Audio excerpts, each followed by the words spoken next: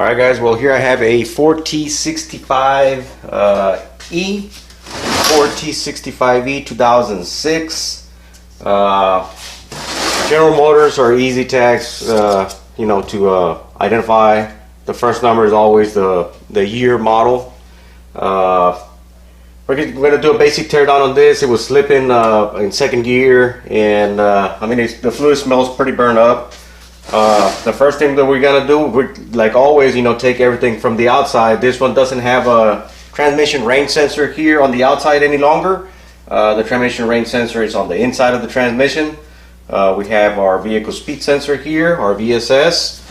That's where our front, where our torque converter goes into. Turbine shaft and the pump drive shaft and the stator support.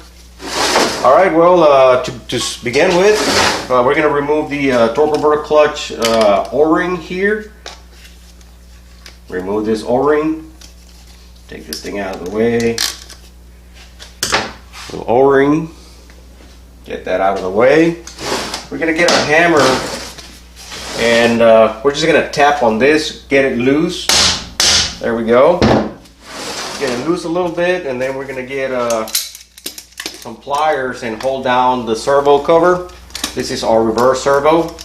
Going to remove that now. Just to hold down the cover, then we get a screwdriver, go up underneath the snap ring, go around, take the snap ring out, release the pliers and kind of hold this because it's going to jump out. There we go. Reverse servo cover, reverse servo, and as you can see, the condition of the fluid, it is pretty yellow, kind of looks like thin motor oil. Alright, take our vehicle speed sensor off.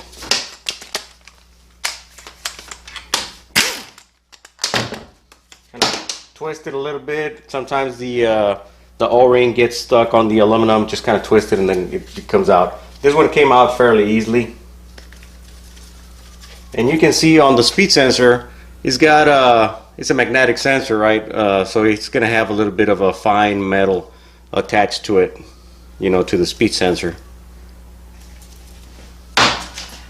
Alright, well, whenever you remove the 4T65 from the vehicle, you have a bracket here that goes to the engine. So this there's two bolts here that the R&R guy has it over there by the car, and you have only two bolts installed on the extension housing. So you don't get confused, just mark them, you know, these two bolts, mark an X. So whenever you putting this thing back together, you know that those two bolts go there. Alright, getting a 13mm socket.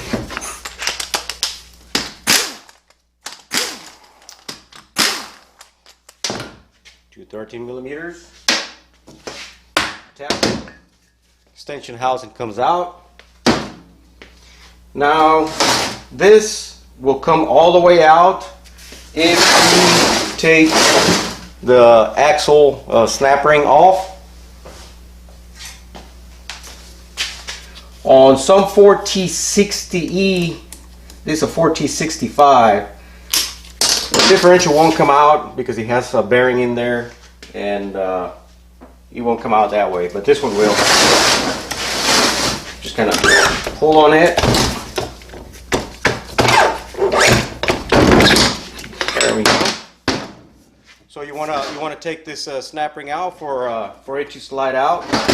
And here we have planetary gear on the top of the differential. This is our differential here. We have our sun gear, and there are different gear ratios on the sun gear, so you got to pay attention to that. If you need hard parts, I mean, you really need to match up the differential sun gear on it because they're different.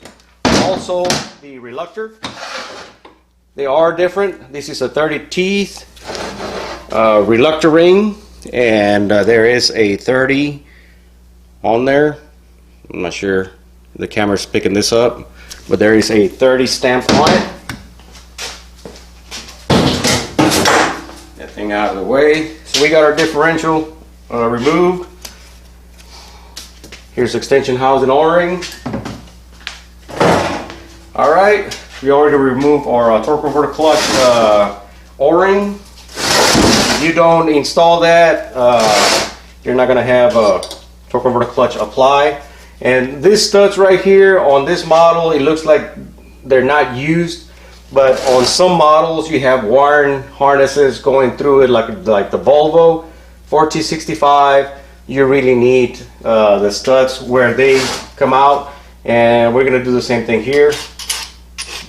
We're gonna mark them on X, and those studs are gonna go back into their same position, 13 millimeters. We're gonna remove all the 13 millimeters around, and then we have 4 Torx 40.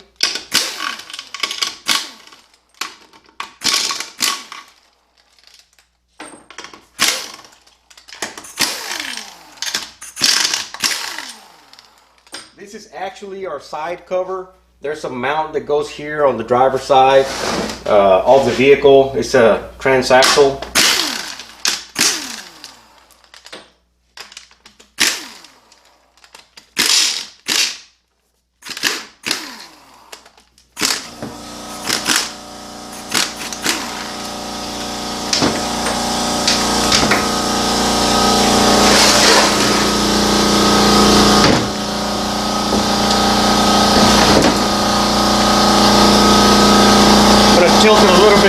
I'm going to tilt it a little bit this way so you all can see the T40s right here.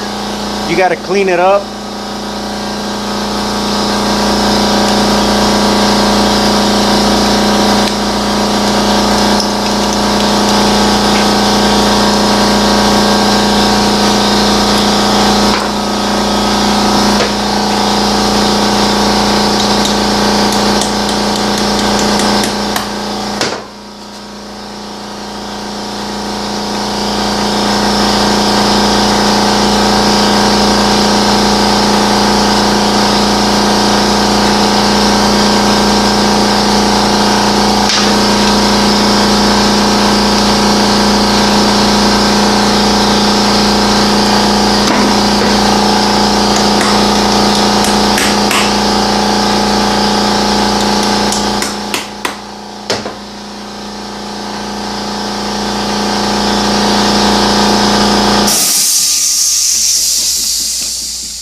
Got to kind of dig in there with the pick, and what I do, I just get my socket and just tap it in, and all that mud is going to compress, and then you can just break it off. You want to make sure that the socket goes in deep enough, because if it doesn't, you're going to strip them, and once they're stripped, you're going to have to use a chisel and chisel them out. Alright, I think they're kind of clean enough. Let's see, this. Tap this in there, tap this other one. These two over here, they look fairly clean, but whenever you see that, just make sure that you kind of clean them the best you can.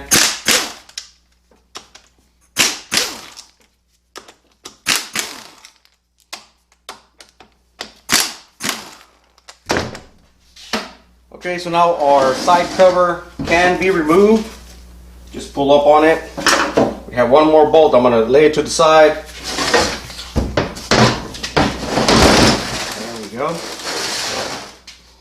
Got one more 13 millimeter bolt. Go ahead and remove that. Alright.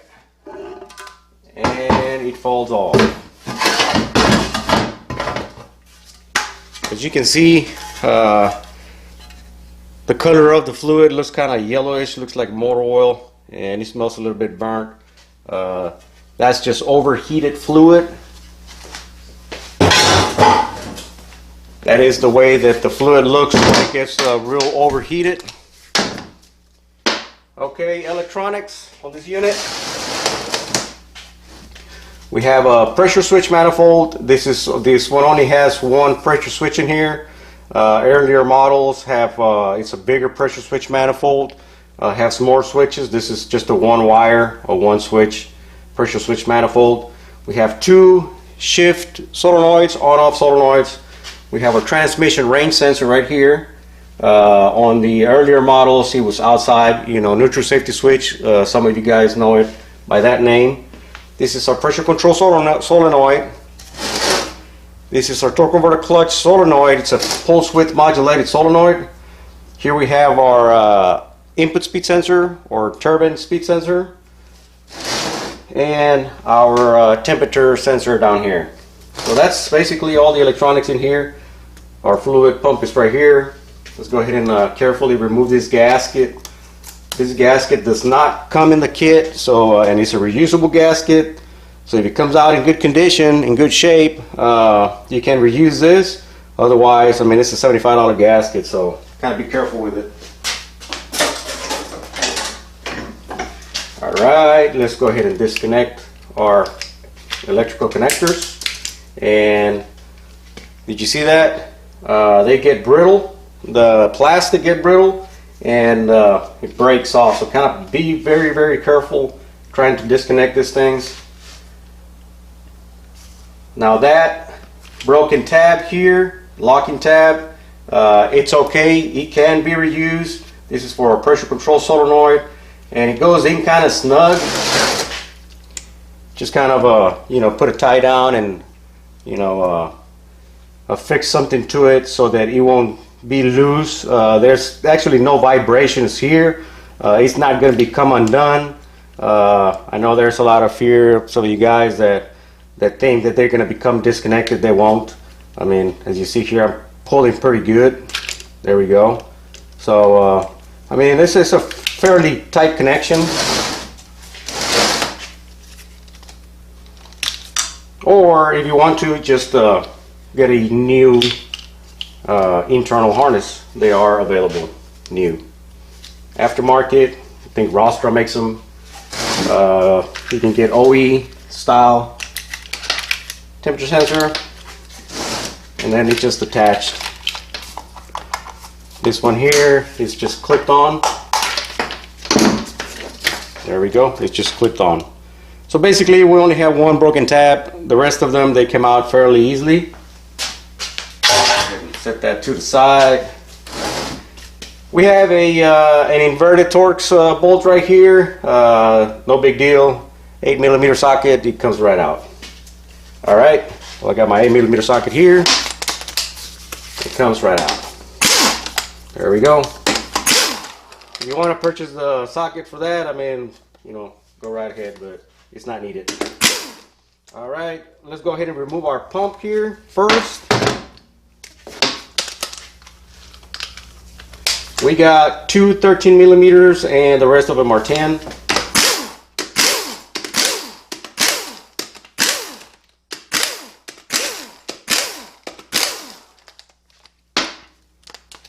Remove our two 10s.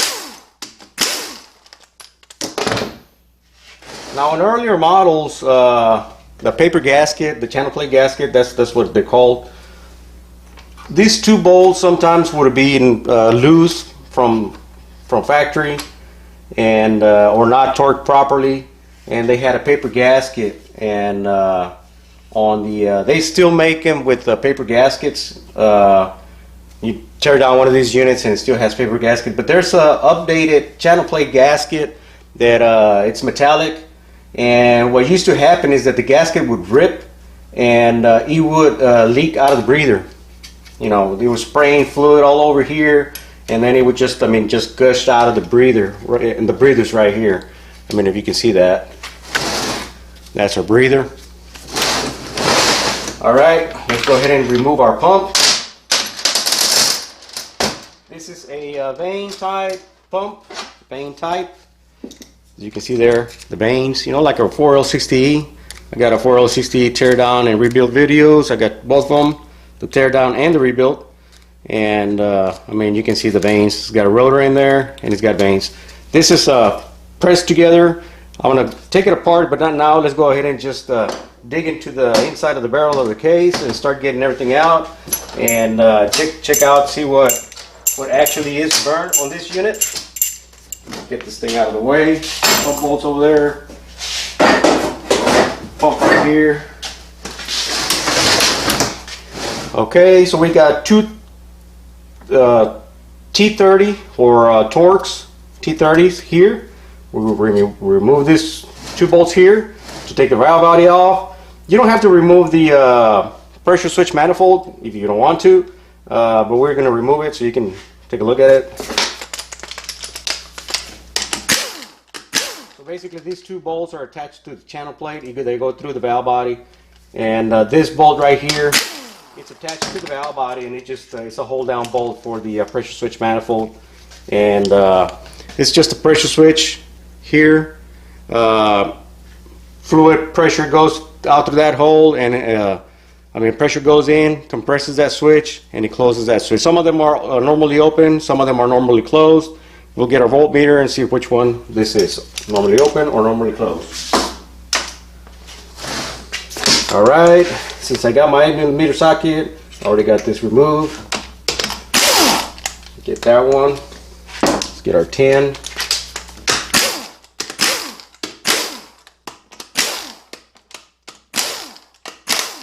Let's get our T30.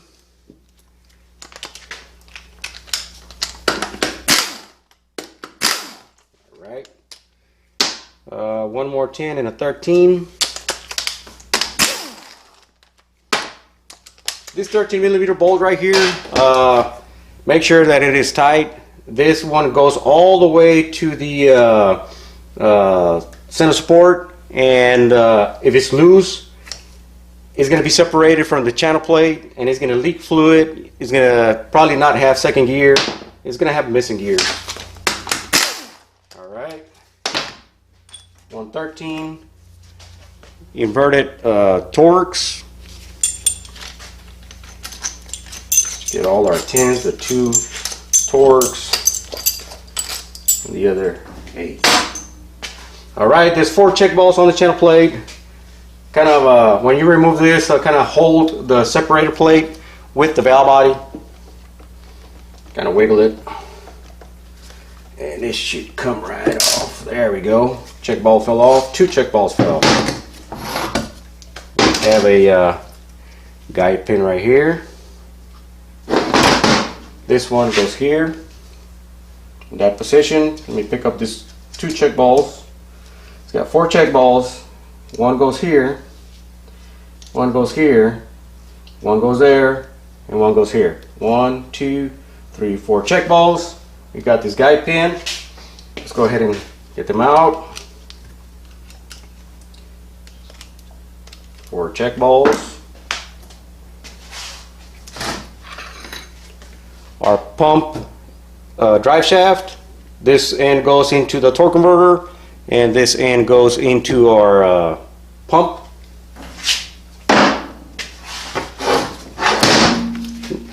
This one has a molded separator plate. You can see the brown right here.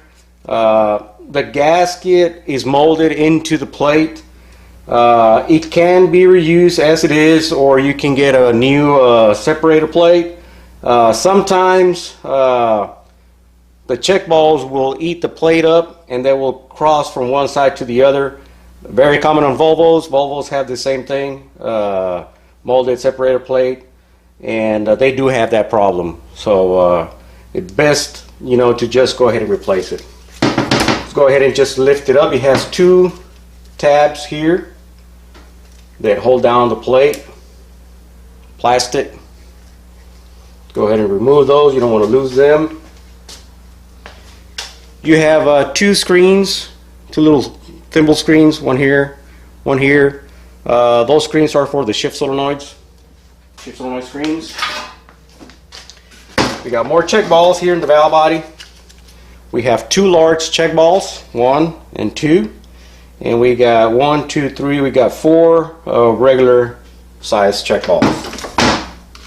Okay, 1, 2, 3, and 4, and the 2 big ones. Oops, there we go. Attaboy. Put them with the rest of them. You can use a magnet. I know that in theory, if you use a magnet, the check balls will become magnetized, and all that stuff. but they work under pressure. They're always working, so it really doesn't really matter if you grab a magnet to pick up the check balls. Nothing happens to them. The fluid pressure will always overcome. If they get magnetized, it's going to be very little. And that molded spacer plate, I mean, it's not really like the old ones that it was made out of steel. But I have never seen anything, issues by using a magnet to remove the check balls, ever. So it is safe to use them.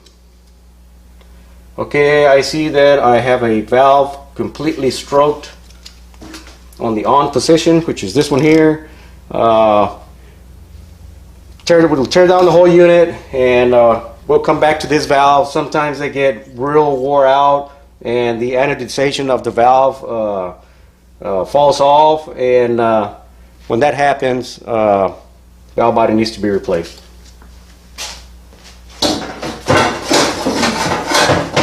This thing out of the way. Alright, so we got our channel plate here. If you want to remove this bolt, you can. If not, it's okay as well.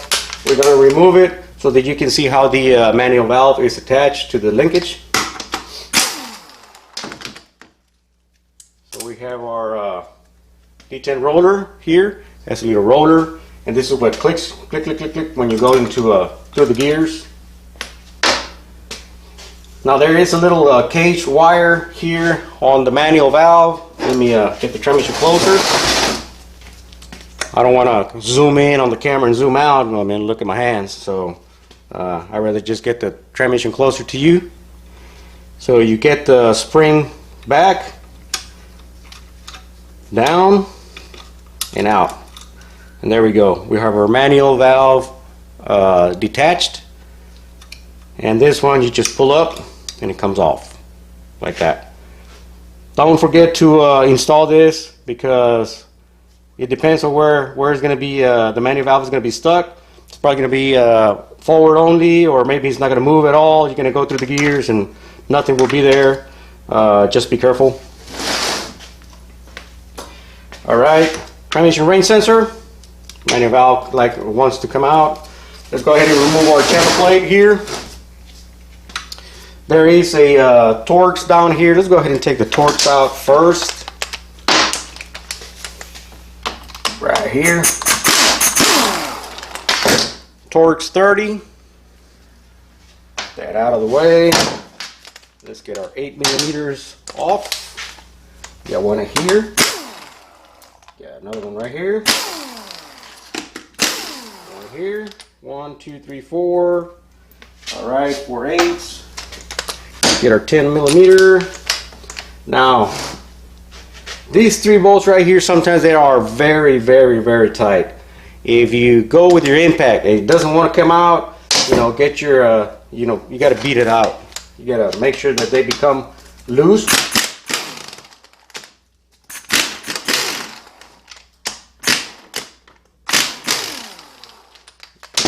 That was good. That was easy. Always try to use your best socket for these 3 bolts. The other ones, it doesn't really matter. They come out easy.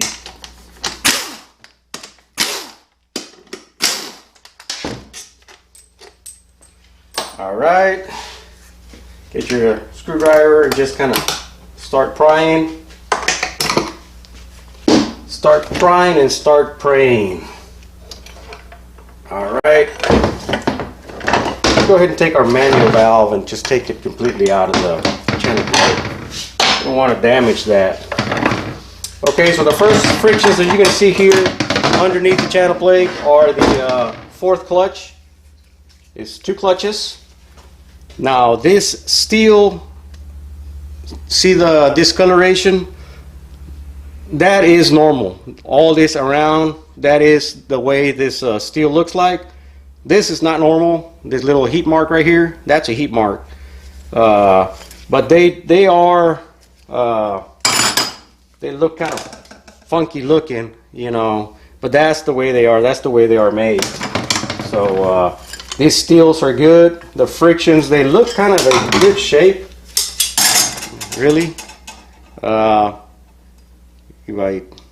Yeah, they look in good shape. All right, we have our an accumulator down here. Let's see if I can get this thing out. Accumulator housing O-ring. There's an accumulator here. Accumulator pin.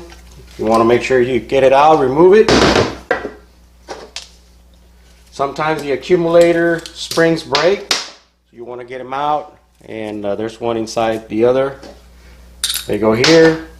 This accumulators wear out, so get your pin and kind of wiggle it sideways and make sure it doesn't have any play. This one looks in good shape. It feels good. It's not wobbly. If it is wobbly, then you need to replace it.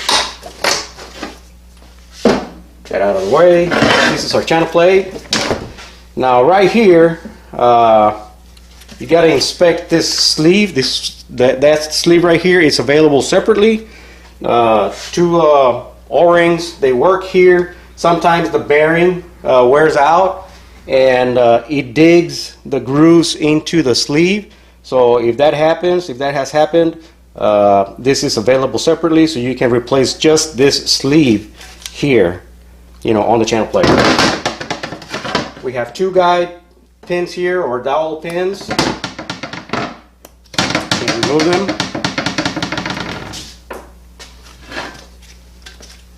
Turbine speed sensor, and we have a valve here which is very, very critical. Trouble code P1811, transmission adapts maximum shift. I can't remember what's exactly the name of it. It detects excessive apply, you know, time for apply, and on the actuators or the solenoids, you got the pressure control solenoid. This valve wears out. There's an updated valve, and we're going to put an updated valve here. Actuator feet limit valve. This is our reluctor for our turbine speed sensor, or input speed sensor. This washer, these two washers here go on the channel plate. As you see here, one's Teflon coated and the other one's plastic. Get our reluctor ring. Now the chain. There's a lot of ways you can check for the chain wear. These chains are no good. They're almost touching here. I mean, that's one way I check them. You know, sometimes they will be nice and tight. These chains are worn out. They're touching right here. These chains have to be replaced. This is the overdrive clutch hub. Another washer there. Now this one is an updated overdrive clutch hub. This one is heat treated at the splines here. Earlier models, they had a tendency for the splines to strip, and you would have first, second, and third, and no overdrive. If you had no overdrive, more than likely the splines were stripped. I believe it was 2003. I'm not exactly sure when they went with an updated overdrive clutch hub. This is available separately if you're working on a 98, 99. That has an earlier style. It's white. It doesn't look black like this, and they do strip. So change them. This is an updated one. This is in good shape. This can be reused. Get that out of the way. All right, let's go ahead and remove our chains and our sprockets. Kind of wiggle it. It should come out. There's another washer down here.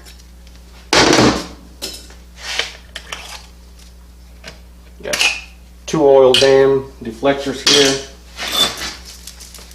This is considered, I know there are two chains, but this is considered one chain. When you buy the chain for the 4065, both of them come in the same bag. This is considered one assembly, both of them. Earlier models, 4060s, it's a single chain, and they changed it for a double chain because other than they are quieter, they last longer. I mean, you have two chains instead of one.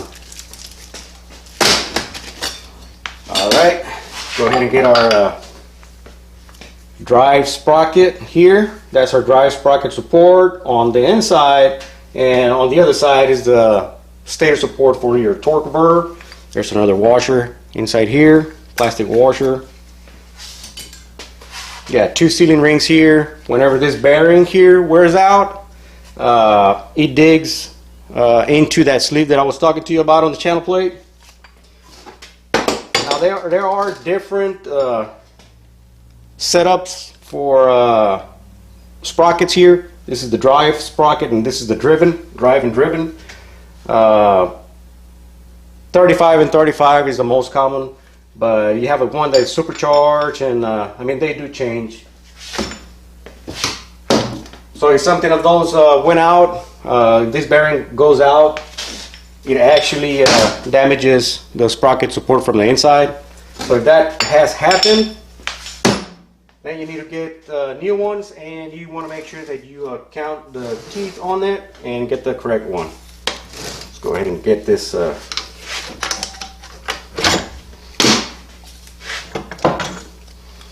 This is the piston housing for fourth clutch on the top. You have 2 sealing rings here for second clutch, and then you have the first and third in here on the input drum. That 13mm bolt that I was talking to you about goes right here. If you don't tighten it up, you're going to have a leak here. One for lubrication, one for second clutch, and the other one is for the other drum. We have another Teflon coated washer. This washer is no good. As you can see, the marks on it, and it looks like golden. I mean, you can see the golden metal already on there.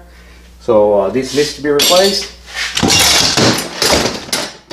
We have our reverse band, and this type of material, it looks green. It's very dark green. They call them high energy friction lining. That's what that is. This is our reverse band. Wraps around the second clutch drum. Second clutch. Another issue here for 1811. There's 2 washers here. Need to get them out. There's 2 washers in the back of the drum. 1 thrust and 1 bearing. Second clutch. This is very common. This is another issue for the 1811 maximum adapt and long shift detected. I think that's what it says on the trouble code. If you can see that, that's excessive clearance. That's a lot of clearance. We got to fix that. We got to fix that. There are selectable steels for this. You can put 2 thick ones, and then the rest of them OE size, and you get your clutch clearance perfectly. Let's go ahead and inspect this frictions. Sometimes you will see them in good shape, like that. See that friction? It looks good, but it looks could be deceiving. Not because it looks nice and red like that, that means that it's good. If you saw the clearance on it, I mean, they are worn out. You got 6 clutch packs here, and rule of thumb, is 10 thousandths of an inch per clutch. You got 6 clutches. That is what, 60 thousandths of an inch clearance, and I believe that was way more than 60 thousandths of an inch. Go ahead and get our second clutch drum. Second clutch over there. Inside there's a molded piston. I suggest you get the molded piston as well and replace the molded piston on second clutch. They do become hard, and they shrink, and they leak fluid, and you would have like no 1-2 upshift. Go ahead and check our other frictions. The fluid is pretty bad. The transmission was slipping. We see these are different color, but they look in good shape. You can see a little bit of black. Is the camera picking it up? Probably is. Not sure.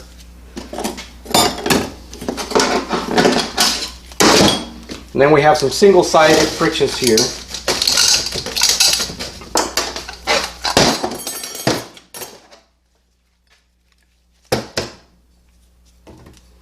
Same thing here.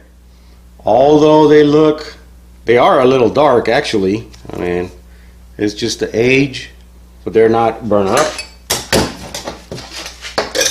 These come in the kit as an assembly like that. There are internal and external. It's internal and external because this one has internal teeth. The teeth are on the inside, and these have the teeth on the outside. External, internal. They come in the overhaul kit. You don't have to worry about that. Reverse reaction shell. We have 2 sprags here, forward and third. They're ratchet type. I don't know if you can hear that. Bottom one as well. They do become damaged. You cannot open them, they're riveted, but you can separate them like that. We have 1 planetary gear here from Planet. Always check your wiggle them, you know, side to side. Make sure that they have no play. This one is in good shape. It's very rare that you see this Planet here damaged. The one that does get damaged is this one here, very frequently. I'm going to show you one thing right here. If you look at it, on the bottom, you can see a brass washer, and then you can see a metal washer. You have 2 washers. On top here, the brass washer is gone. All you got is just the metal washer. On this one here, you can see the brass washer. On the bottom one as well, you can see both of them. And you go all the way around, and this is the only one that's missing the brass washer. There is a washer. There are washers for this thing. You just take the pin out, replace the washers, and put the pin back in, and kind of tack weld it, you know, so that the pins won't walk out on you. You can fix that, or you can get a new Planet. Another bearing. We have a one-way clutch here, one-way roller. If you look at this bushing, see how shiny that is? It's worn out. One-way clutch. This is where the forward band clamps onto. This is where the low intermediate clamps onto. If you have this assembly holding it like this, it turns counterclockwise and it locks to the clock. Now there is a noise that one-way roller clutches make. I don't know if you're going to be able to hear it.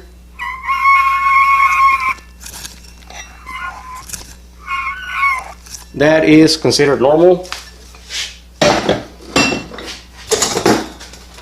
2 bands down here. The low intermediate band, it looks like a little baby 4L80 band or 400 band. And we got our forward band here as well. You see the material, it's green, it's high energy. These bands are prone for breaking right here.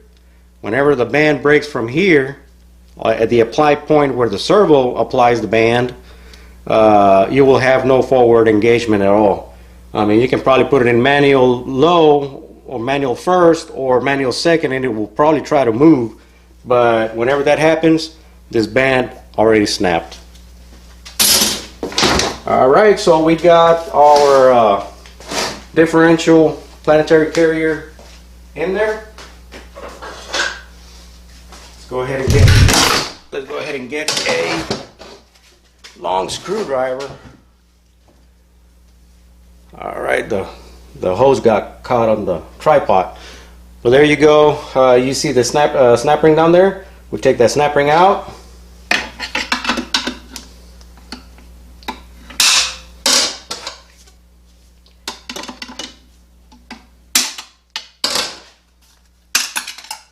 Remove the snap ring. And it will not come out. I haven't taken the pan off yet. There is a lubrication pipe that goes into it. Let's go ahead and take that off. Forgot about that. Let's go ahead and take the pan off.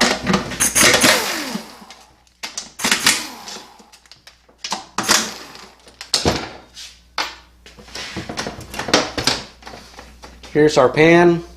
If you look at the condition of the pan, it kind of looks in, you know, somewhat okay shape. You have a little bit of a normal wear and tear on the magnet. You can see some converter clutch material here around where the filter goes, for filter area goes. The filter, it's on the bucket underneath the car. Filter goes here. This is what I was talking about right here. This is lubrication. If this happens to pop out from here or from here, your planets are gonna get wiped out. No lubrication.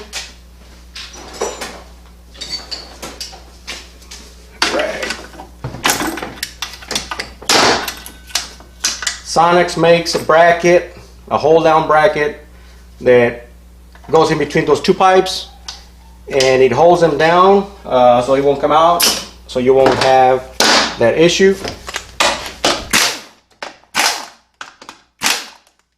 Alright, 3 tins there on the low intermediate. Go ahead and take the ones around right here, and that would remove our accumulator housing.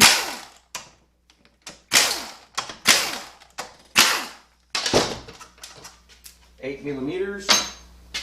Go ahead and get this thing out.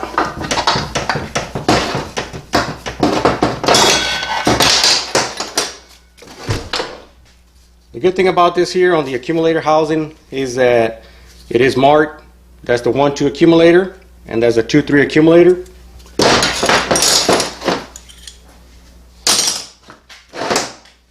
There is a seal right here. You need to be careful, and whenever you go back with it, you know, you make sure that this seal, it's installed. If it is not installed, it's not, the band is not going to apply. The servo is not going to apply, and it's going to have the same symptom as when the band is broke. All right, let's go ahead and take this apart and check the accumulators.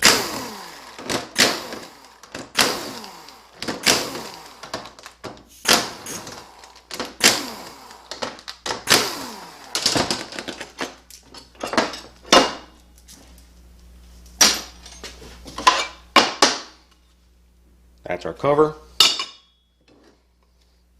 Molded gasket. This one comes in the kit. Now, they are marked on this side as well.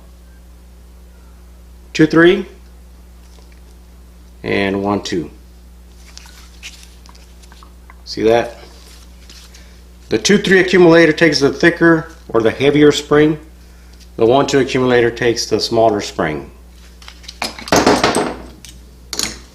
Same thing with this accumulators. Do the wiggle test. This one feels pretty good. Wiggle test on this one. That feels pretty good as well.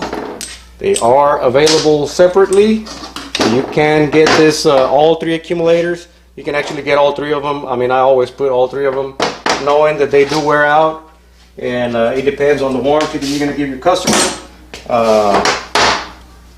It is very important that outlives the warranty period. There we go. Alright, so now this comes out. Here's our parking pole. And our parking gear goes on top of the differential. There's one more bearing here. So now our case is empty. We got the forward servo here.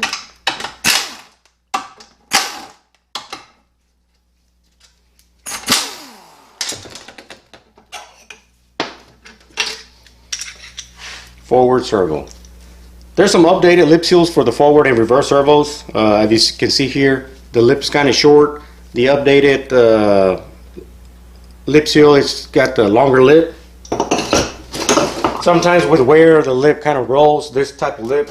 I'm going to go ahead and disassemble this, take this to the foot press. I'm going to go ahead and take these pistons out. I need to show you the forward piston. Sometimes it wears out and it needs to be replaced.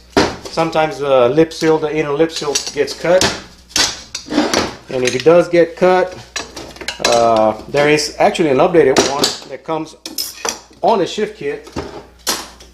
Transgo, by the way. It's like a it's a leaf cut seal, actually, in the shape of a D instead of a lip seal. And it works fairly well. Alright, I'm going to go ahead and put you on pause. I'm going to go to the foot press and disassemble this drum. Okay, I got everything out of the drum. Here at the bottom, it takes a lip seal. I already took it out.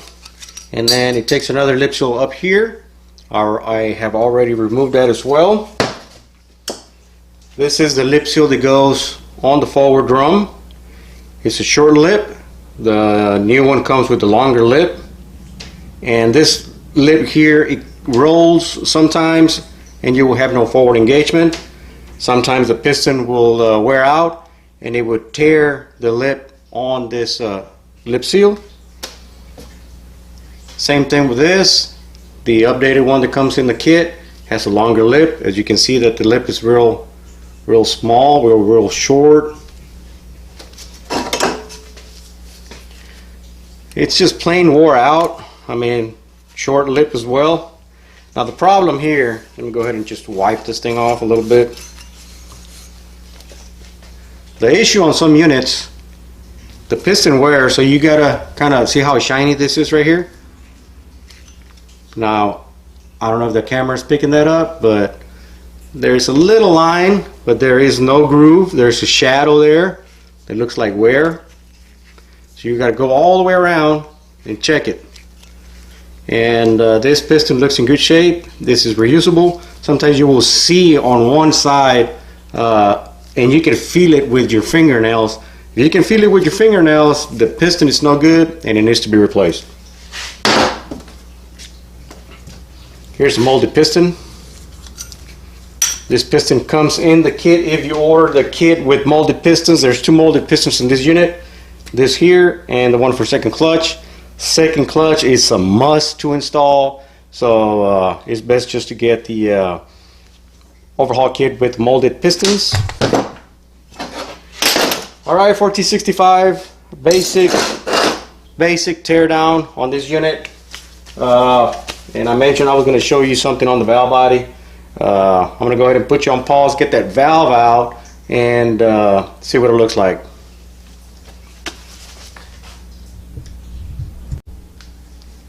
Okay, so we determined that the valve that's in here, there's two valves here. The valve that's in here, it's in the stroke position, it's all the way in. We have a clip here that we need to remove. This one, I'm going to grab it with my vice grips, and sometimes it's a pain to get out. So I hope that for the video we will be successful. If I'm struggling, I'm going to go ahead and pause it and get the thing out so we don't waste a lot of time. And then when I get it out, we'll come back to it. But hopefully it will come out on video. Alright, let me get my vice grips on it just to hold it. Kind of like twist it. Ah, there we go. It is going to come out. Success. Sometimes, I mean, you will struggle with that thing for like 20 minutes until it comes out. Alright, let's see if I can get this valve out. There we go. This valve gets hung up fairly easily. Spring goes in first, and then the valve. And you want to inspect that. See how nice and dark gray it is? That's the way that it should be. This valve is in good shape. You can see a little bit of aluminum there. A little bit. But this valve is still good. Just a little hairline scratch right there. But sometimes you would see scratches all the way through, and when you see that, the valve is considered no good. And not only the valve, the inside of the bore as well. Let's go ahead and disassemble this. The same thing happens to this one. It has a clip right here. Let's go ahead and push it from the back side. Push it a little bit. And then get our pick in there. Get the clip out. Okay, we get the end plug out. There's a spring inside the plug. And it will be hung up. And it is hung up. Yep, you can feel it dragging. There we go. Same scenario here. You inspect the valve. If it looks in good shape, it can be reused. Now this is the very common valve lineup that you always have issues with it. The valves being that clean, no scratches and all.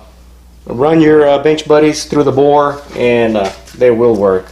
Sometimes on the torque converter clutch, the apply valve on the torque converter clutch, it wears out, especially on these late model units. There is an updated valve from Sonics that has a sealing ring on it. I recommend and I suggest that you guys always install that valve in there that has a sealing ring on it. Otherwise, you would have torque converter clutch codes or no torque converter clutch engagement, and issues with your torque converter clutch. This end plug right here takes an O-ring. Go ahead and take it out. Just so you'll know that you're working on one of these, that O-ring gets replaced. This is our torque converter clutch solenoid, and as you see this plug here, it has an O-ring and it's flat, so this is no longer good. Put this over here. What I do with the clip right here, and let's get this valve out. You will have issues with lockup as well, torque converter clutch, if that end plug is leaking. Alright, well, this concludes the basic teardown. I mean, there's a lot more that I can go through, but I mean, I think this is fairly enough for this 4T65. It's going to need a bushing kit, overhaul kit. It's going to need the second clutch piston. We need to take care of that. We need the updated valve for here. We need the actuator fit limit valve for the channel plate. Actually, I get that from Superior. Actuator fit limit valve. I get the Sonics valve for this. Pressure control solenoid and torque converter clutch solenoid, just to make sure that you don't get the 1811 back again. The EPC solenoid, especially the large can, the early type, they do get stuck, and they do give you the 1811 trouble code. That's about it. 2 shift solenoids, and we're in business. Alright guys, well, my name is Hiram. Basic teardown video on a 4T65E. Thank you for watching.